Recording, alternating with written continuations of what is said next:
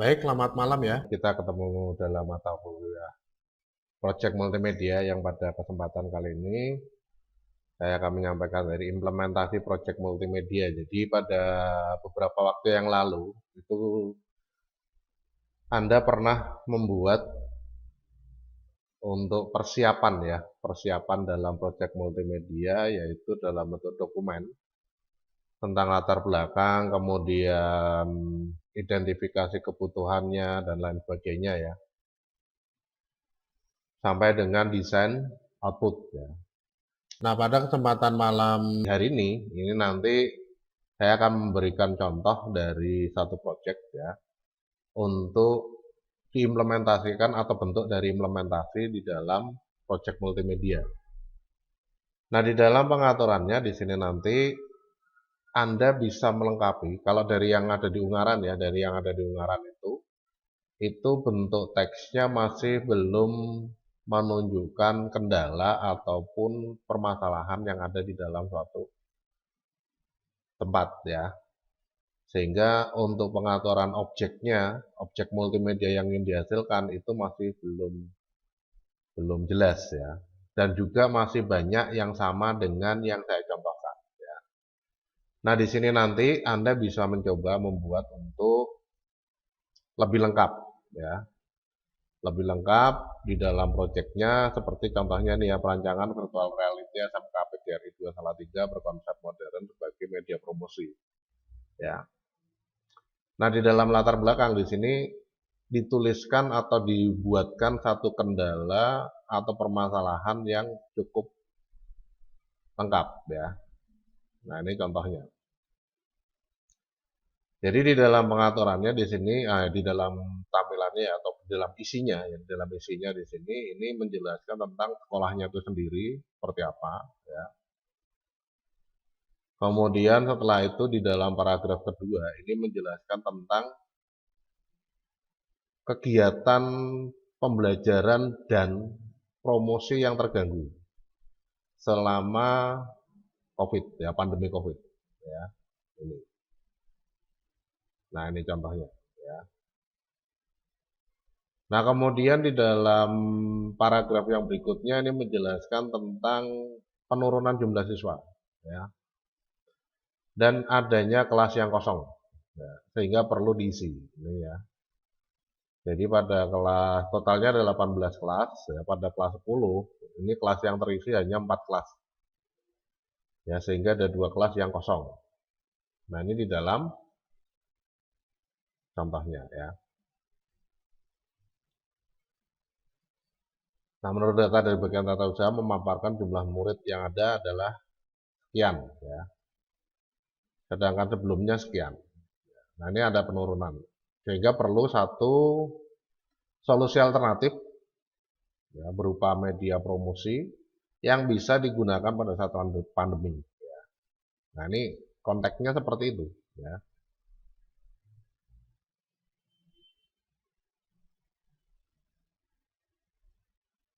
Kemudian di bagian berikutnya ini ada juga, nah ini perlunya, ini solusi ya, solusi, kemudian ini juga harapan ya, atau tujuan ataupun keinginan yang bisa dihasilkan ketika nanti sudah mengimplementasikan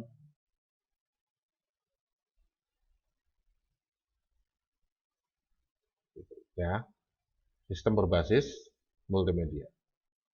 Ya.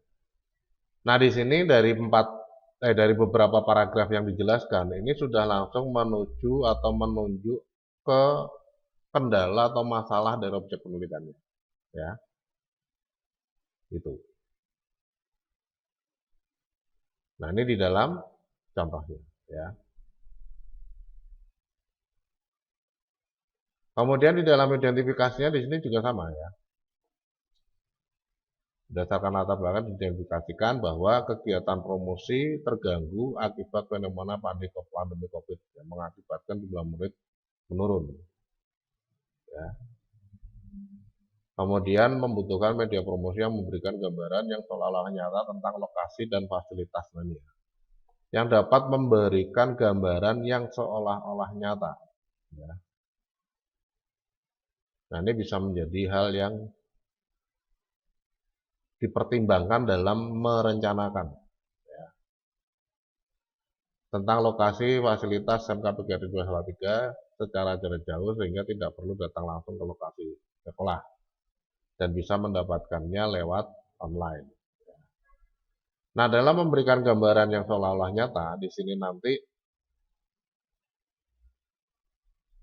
ada satu hal yang perlu dipertimbangkan untuk bisa disertakan dalam rancangannya, ya, atau pengembangan proyek multimedianya. Salah satunya adalah visualisasi, ya,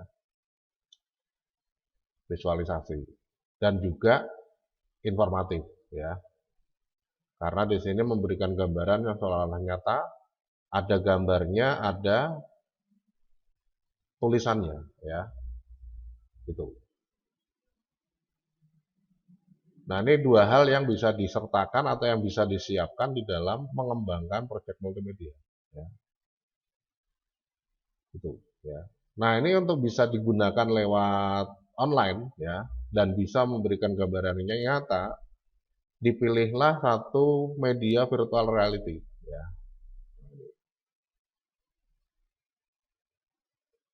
Ya, diputuskan untuk membuat satu virtual reality berbentuk video 360, ya, berbentuk video 360. Itu. Nah, di dalam video 360, ya, supaya bisa berjalan dengan baik, perlu adanya interaktivitas dari alat dan videonya. Jadi ketika orang menggerakkan handphonenya ini ke kanan, ya, tombolnya ke kanan tekan di dalam video 360, dia harus bergerak ke kanan, ya. Ketika ditekan tombol kiri, bergerak ke kiri. Kalau menggunakan Oculus ataupun Google Cardbox, ya, ketika orang menggerakkan kepalanya ke kanan, ke kiri, ke atas, ke bawah, maka dia juga harus bergerak sesuai dengan gerakan kepala orangnya, ya. Nah, berarti selain dua hal yang ada di dalam memberikan gambaran yang seolah-olah nyata, antara lain ada visual dan juga informatif, ya, atau informasinya. Yang ketiga itu adalah interaktifnya. Jadi di dalam identifikasi kebutuhan, di sini kita harus bisa menentukan kira-kira apa saja nanti yang akan digunakan sebagai pengukuran atau sebagai objek pengukuran dari proyeknya, ya. Itu. Jadi jangan di dalam membuat proyek di sini tidak ada yang bisa diukur karena di dalam model pengembangan di setiap langkah itu ada tahapan pengujian, ya. Nah, pengujiannya di sini kalau tidak ada ukuran apa yang akan diuji, maka di situ nanti dalam proses pembuatannya akan sembarangan, ya, pengukuran ini sembarangan, ya. Jadi kalau melihat dari konteksnya di sini kita bisa menentukan bahwa untuk pengukuran dan pengujian misalkan, ya, ini bisa menggunakan salah satunya visualnya, ya, atau visualisasinya. Visualisasinya gimana? Bagus nggak? Menarik nggak? Cocok nggak?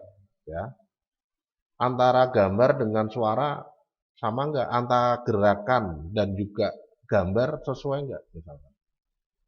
Nah, itu visualisasinya, ya. Kemudian yang kedua tadi ada informatifnya. Informatifnya gimana?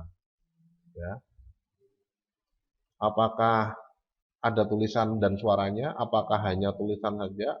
Apakah tulisan mendukung informasi dari videonya? Nah, ini harus diuji dan diukur, ya. Ditentukan pengukurannya gimana. Yang ketiga ada interaktivitasnya,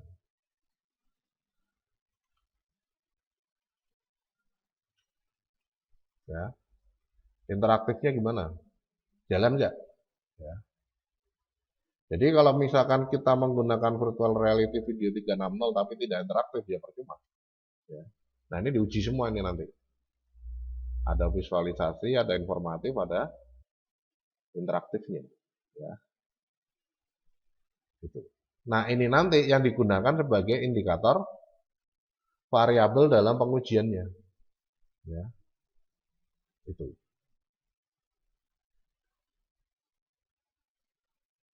Dikatakan interaktif ya dalam pengukurannya ya misalkan dikatakan interaktif jika dia bisa bergerak menyesuaikan gerakan kepala orang ataupun gerakan panah ke kiri ke kanan ke atas ke bawah ya dengan delay yang tidak lama misalkan ya, sepersekian detik misalkan ya. Nah itu pengukuran ya. Nanti diuji apakah bisa tercapai. Oh bisa ternyata ya. Nah itu berarti dikatakan berhasil ya. Dari segi interaktivitas. Dari segi informatif ditentukan pengukurannya. Informasinya harus bisa mensupport kebutuhan informasi untuk setiap pengguna ya. Jadi mohon maaf untuk pengguna yang disabilitas pendengarannya kurang, dia bisa membaca tulisannya ya. Yang penglihatannya kurang bisa mendengarkan suaranya. Nah itu berarti informatif misalkan ya, diukur seperti itu ya. Nah, pengukuran keberhasilannya seperti itu. Nah diuji nanti apakah informatifnya bisa sampai segitu ya. Nah ini di dalam identifikasi harus sudah ditentukan atau sudah punya gambaran kira-kira apa yang akan digunakan sebagai pengukuran pengujian dalam proyeknya ya. Sehingga nanti di dalam kerangka berpikir di sini kita bisa membuat seperti ini. Contohnya ini kerangka berpikir yang sudah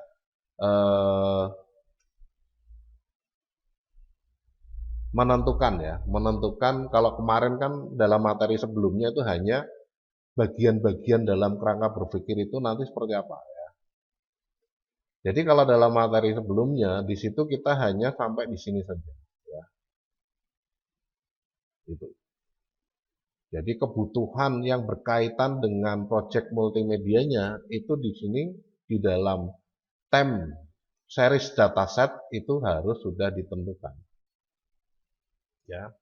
Seperti tidak pengen ada biaya besar dalam perancangannya. Itu berarti identifikasi kebutuhan masuk dalam bagian ini ya. Jadi dalam pengumpulan data itu termasuk kendala, kebutuhan dan lain sebagainya. Itu di sini ya. Time series dataset ini untuk hal-hal yang dikumpulkan, hal-hal yang diinginkan, hal-hal yang ingin dicapai ya di dalam proses perancangan proyek multimedianya ya. Nah, ini di sini ditentukan semua. Jadi pada contoh materi sebelumnya yang pernah saya tampilkan seperti ini, itu adanya di sini. Nah, kemudian ini adalah metode yang diusulkan ya. Metode yang diusulkan yaitu adanya fitur yang diseleksi tentang virtual reality video 360 derajat ya. Jadi nanti hasilnya yang dibuat atau yang ditentukan dalam proyeknya itu adalah virtual reality video 360. Perancangannya menggunakan apa? Menggunakan multimedia development life cycle ya. Pengembangannya ini menggunakan multimedia development life cycle atau MDLC dengan indikator variabel untuk pengujiannya adalah visualisasinya, interaktivitasnya dan informatifnya. Ya. Nah ini di dalam pengaturannya seperti itu. Ya. Jadi ketika ditanya dalam proses pengembangannya, dan nanti bagaimana cara untuk bisa melihat proyek ini berhasil atau tidak. Ya. Nah di sini sudah ditentukan ada indikator variabel yang diamati dan juga indikator variabel yang lain yang diamati. Ya. Jadi dengan adanya ini bisa dilihat bahwa pengembangan Virtual Reality Video 360, Project Multimedia Virtual Reality 360 dengan menggunakan model MDLC yang memiliki indikator variabel 3, nanti diuji dengan ini. Apakah bisa meningkatkan minat calon siswa baru untuk bersekolah di SMK PGRI 2 Salatiga? Ya. Ketika bisa menumbuhkan minat, maka proyek ini dikatakan berhasil. Ya. Nah, ini gambaran kerangka berpikir secara menyeluruh dari proses pengembangan proyeknya. Ya. Jadi ada bagian-bagian yang diuji. Ya. Apa berpengaruh terhadap apa? Ya. Itu. Nah, ini di dalam penentuannya. Ya. Nah, kalau misalkan dalam pengembangan multimedianya ini mau di breakdown lagi, ya, mau di breakdown lagi, di sini nanti kita bisa buat seperti yang ada di sini ya. Nah, ini metode pengembangan proyek. Nah, ini bisa dibuatkan alur ataupun gambaran seperti tadi ya, seperti kerangka berpikir tadi, tapi khusus pada pengembangan sistemnya ataupun pengembangan proyeknya. Ya. Nah, contohnya di sini pengembangan proyek menggunakan MDLC. MDLC ada 6 tahapan ya, dari konsep, perancangan, pengumpulan bahan, perakitan, pengujian, distribusi. Nah, yang ditulis itu di dalam penentuan dokumentasinya, ini tidak ininya yang ditulis ya. Tapi sudah dituliskan berdasarkan teorinya tadi ya, menjadi hal seperti ini misalkan ya. Jadi kendala dan identifikasi kebutuhan ya dari SMK PGRI 2-nya ini ditentukan dalam mengatur konsep ya, digunakan untuk mengatur konsep. Nah, konsep itu apa sih? Nah, di sini bisa dibaca ya. Tahap konsep yaitu menentukan tujuan dan siapa pengguna program. Identifikasi audiens, macam aplikasi, tujuan aplikasi, dan spesifikasi umum. Nah, berarti di sini yang berpengaruh terhadap konsep ini bisa ditaruh di sini semua. Ya, konsepnya nanti untuk aplikasinya secara umum apa? Video 360 derajat. Ya, audiensinya siapa? Masyarakat.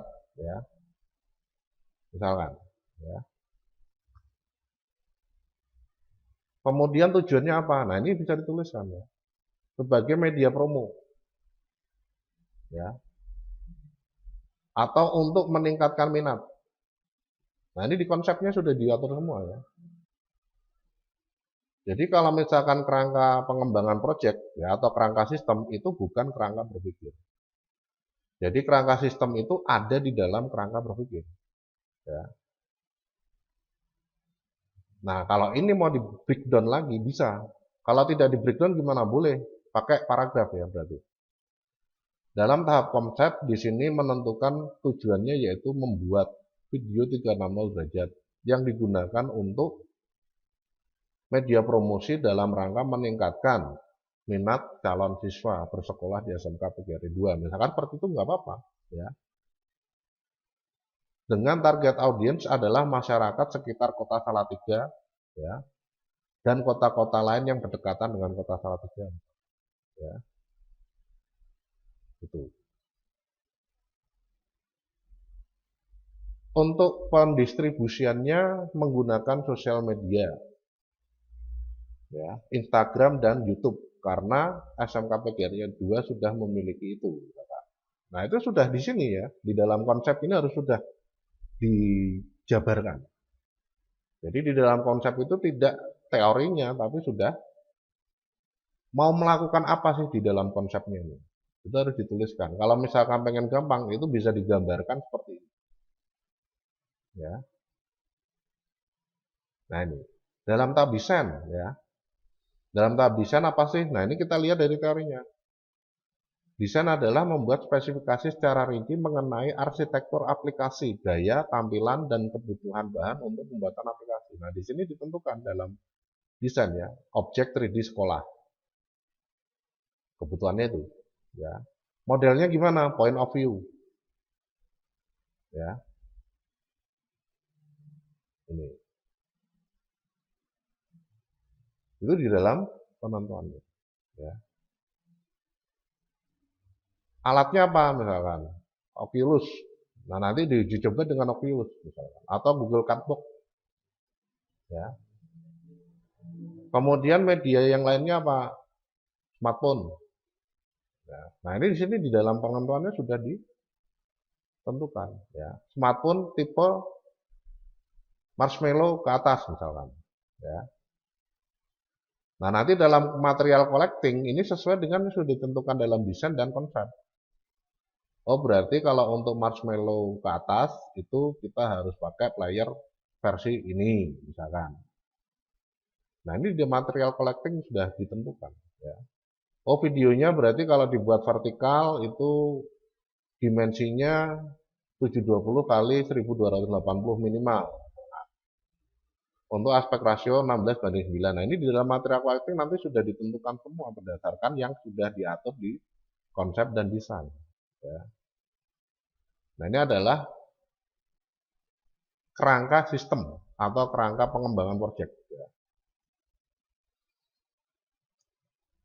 Nah, itu. Sehingga orang akan melakukan apa akan jelas. Ya. Kemudian sampai dengan distribusi, pengujian. Nah, pengujiannya apa ini? Berarti ada visualisasi, ada interaktivitas, dan ada informatif. Ya. Masuk sini. Ya. Gitu. Diuji terhadap apa? Terhadap minat siswa. Nanti masuk sini. Misalkan saja seperti itu. Nah, dalam pengujian nanti ada revisi nggak? Kalau iya, baliknya kemana? Baliknya ke material collecting atau ke praktikan. Nah, ini di dalam kerangka pengembangan sistemnya ditentukan. Ya. Jika tidak, maka distribusi. Distribusinya kemana? Media sosial. Harus ada media sosialnya. Ya. Dalam distribusi media sosial harus siap. Ya. Nah, ini di dalam contoh dari model pengembangan. Jadi dengan melihat ini itu kita akan tahu, oh ternyata memang objek yang akan dibuat adalah video 360. Ya. Tujuannya ke masyarakat. Ya. Kemudian menggunakan konsep apa misalnya.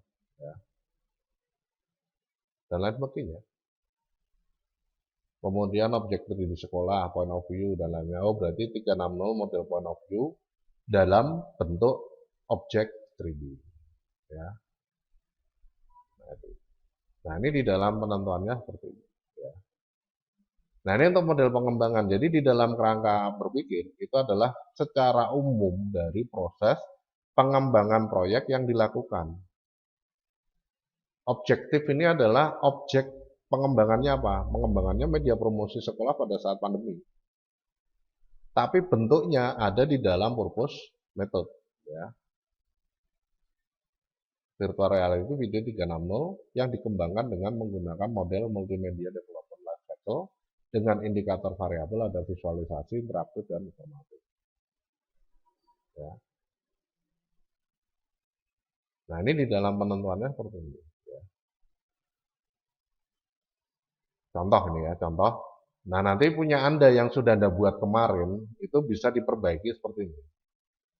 Ya. Bisa diperbaiki seperti itu.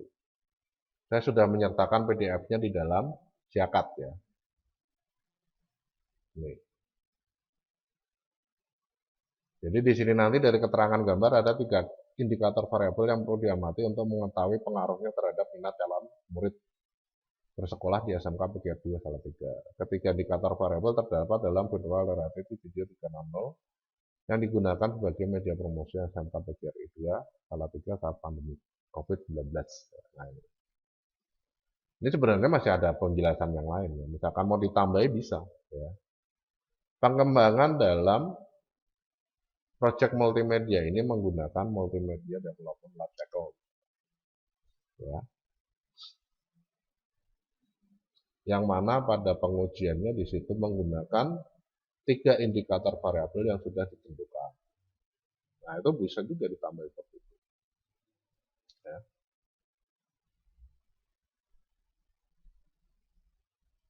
Nah, ini contoh dari pengaturan. Jadi ini yang terpenting ini ya. Latar belakangnya ini harus lengkap dulu. Ada masalah apa sih sebenarnya? Ya. Nah, itu di dalam penentuannya seperti ini. Ya. Nah, ini sudah menggambarkan objeknya.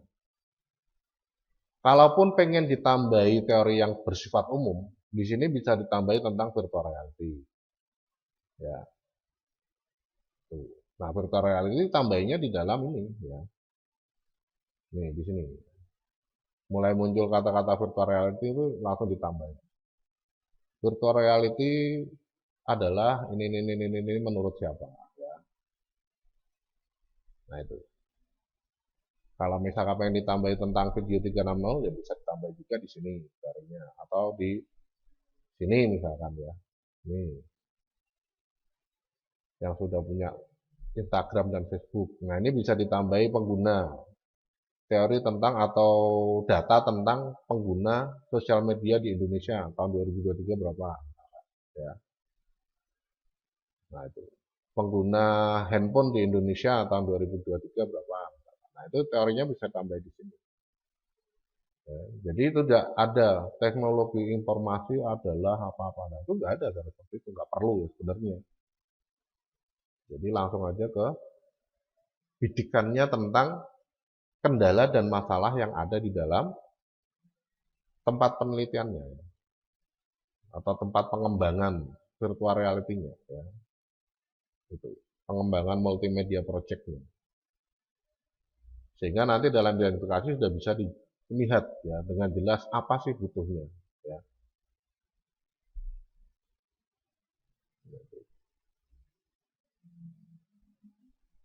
Nah, hal ini digunakan sebenarnya pembuatan laporan seperti ini atau dokumentasi seperti ini digunakan untuk memudahkan orang dalam memahami apa yang akan Anda lakukan ya. Jadi kalau ceritanya ini lengkap ya, identifikasinya sesuai dengan yang ada di cerita, orang akan paham. Ke bawahnya ini akan paham, tambah paham, tambah paham, tambah paham. Gitu ya. Tambah mudeng karpe, intinya gitu. Ya. Karena dari atas ke bawah sudah dirunutkan. Jadi ketika melihat ini, misalkan ya, ketika membaca ini, orang nggak perlu balik lagi ke atas untuk mengetahui. Kok ngono nopo ya? Karena di sini sudah ada ceritanya. Ya. Nah, itu di dalam pengaturannya seperti itu. Nah, mulai hari ini saya minta Anda untuk membuat dokumentasi yang lengkap, seperti ini ya contohnya ya. Untuk yang desain output seperti yang kemarin nggak apa-apa ya, diagram alir seperti yang kemarin nggak apa-apa. Tapi untuk desain output pada pengembangan dan juga pada teori ya, kerangka berpikir dan juga latar belakang itu bisa dilengkapi. Ada masalah apa atau sebenarnya kok butuh itu ya. Sehingga nanti di dalam proses pengembangan proyek multimedianya di sini sudah jelas ya. Konsepnya apa, desainnya apa yang dibutuhkan, material yang perlu dikoleksi apa ya. Kemudian dalam perakitan apa. Nah, misalkan kok banyak ya diwakili aja nggak apa-apa ya. Misalkan dalam penentuan desain di sini ada 10 hal yang harus dilakukan misalkan. Wah, nah 10 nggak cukup, nah, diwakili aja nggak apa-apa 7. Yang penting dalam keterangan gambarnya ada ya. Itu. Nah, ini di dalam contohnya ya. Jadi ini saya buatkan teorinya ini tujuannya untuk melihat dalam konsep ini apa sih yang dibutuhkan ya. Sehingga nanti dalam proses penggambarannya di sini sudah sesuai ya. Itu. Nah, ini di dalam membuat untuk implementasi proyek multimedianya ya.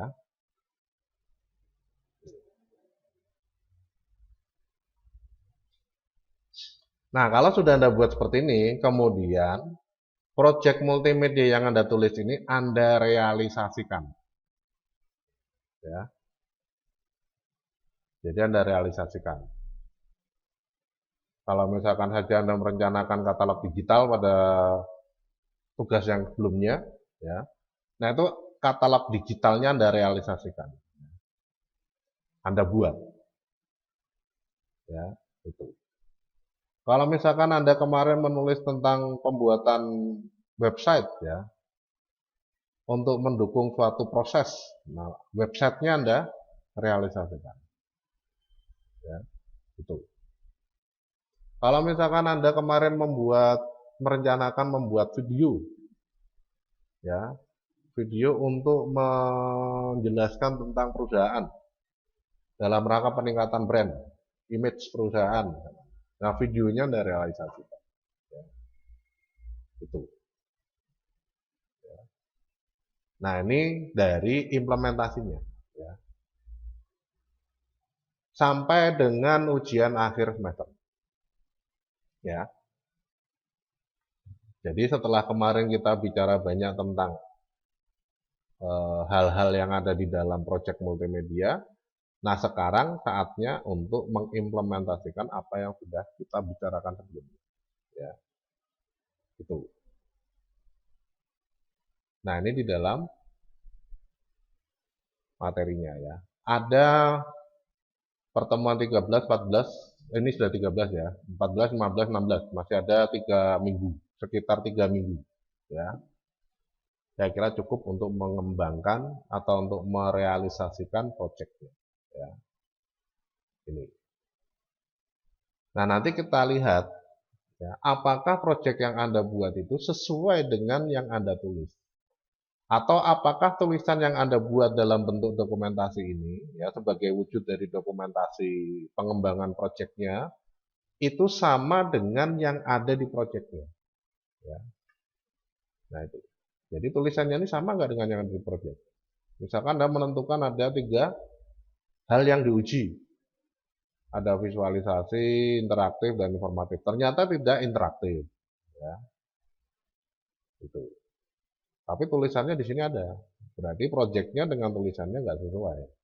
Ya. Ternyata tidak informatif misalkan. Atau kurang informatif. Nah itu juga menjadi hal yang perlu dilakukan lagi. Jadi dalam tahap pengujian itu salah satunya itu ya melihat. Oh ini kurang interaktif nih, perlu direvisi. Ya. Oh ini kurang informatif, perlu direvisi. Nah ini. Jadi antara hal yang Anda tulis dengan atau hal yang Anda buat ya, hal yang Anda buat, yang Anda rancang di dalam proyeknya itu sama enggak dengan yang Anda tuliskan.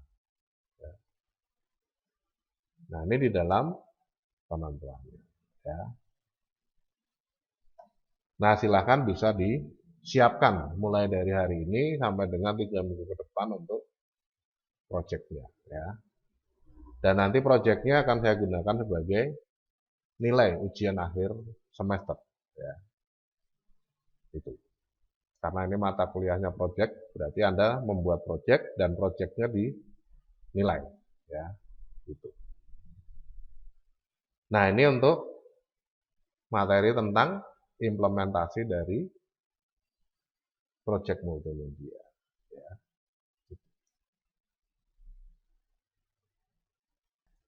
Baik, saya kira itu dulu yang bisa saya sampaikan pada kesempatan malam hari ini di dalam mata kuliah proyek multimedia di Universitas Telkom. Jadi bisa disiapkan saja ya, disiapkan dan dibuat tentang proyek yang sudah Anda rencanakan sebelumnya. Ya, itu. Dan dokumentasinya diperbaiki sebagai bagian dari persiapan skripsi, ya, persiapan skripsi atau TA yang akan ditempuh pada semester selanjutnya, ya. Gitu. Mohon maaf atas segala kesalahan dan kekurangan selama penyampaian materi, ya. Saya Andi Prakasa undur diri, selamat beraktivitas kembali, ya. Nanti untuk pertemuan ke 14, 15, ya, di situ tidak ada materi karena Anda mempersiapkan pembuatan proyeknya ya. Nanti videonya mungkin sama dengan yang hari ini saya share di Siakat. Ya. Videonya sama dengan yang hari ini saya share di Siakat. Kecuali ada yang berani presentasi, baru nanti kita buka perkuliahannya secara online lagi ya, melalui Zoom. Nanti siapa yang mau presentasi dari proyeknya silahkan disampaikan. Ya, itu. Nanti jika tidak ada yang presentasi, maka video pertemuan 14-15 sama seperti ini. Anda cukup presentasi saja untuk melengkapi penilaian presensinya disiapkan. Jadi Anda bisa konsentrasi untuk merancang multimedia interaktif, project multimedianya ya, dan pendokumentasiannya. Itu. Baik, saya akhiri dulu. Selamat malam ya. Sampai ketemu lagi di lain waktu dan kesempatan dengan pembahasan-pembahasan yang berbeda ya. Terima kasih.